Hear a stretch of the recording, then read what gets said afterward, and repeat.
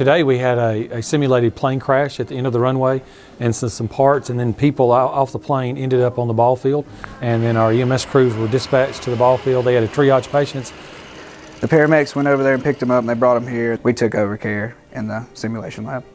A simulation like this will prepare us for the real life event if it were to happen. You gotta understand, you gotta get to it, man.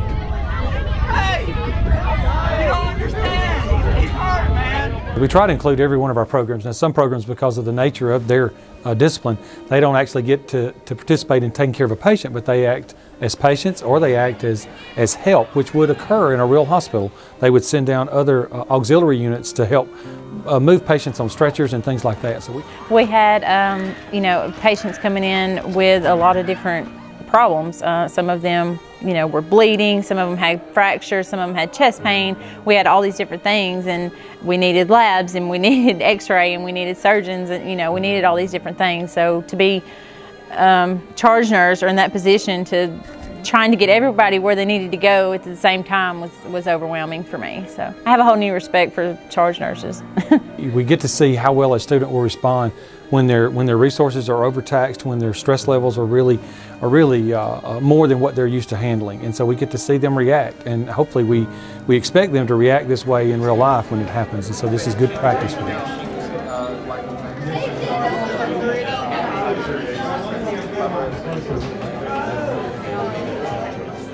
These students, or a lot of these students, are graduating in May, so they're a couple of months away from getting a license and actually going to work.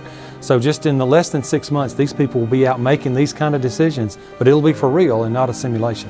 Okay. I graduate in May, so I feel like it's important because here in the next couple of months I'll be out in the real world. And for us to have an insight, kind of see what's going on, or how we would react to it, I guess it's a benefit, one that you can't get at every college.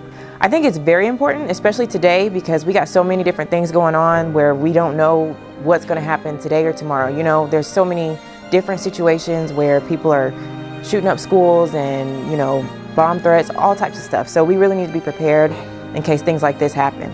We need help back here. There's people bleeding out. I'm in He started running over me. I was trying to get away. Okay. And then my contractions started. Calm down. I understand the situation. It felt real. We had some patients that were just screaming, and just some of the sores that they had and stuff, they really did a good job on that. It felt extremely real. There was a lot of patients, and you don't have enough resources, you don't have enough people. I was kind of overwhelmed, but overall I think we did pretty good. Try our best to tell them to try to stay in character, and we know this is a simulation, but we want the students to treat it like it's real, and some of those emotions that they may feel, it'll be heightened, it'll be greater when it's in real life, but this will give them a sense of what it may be like.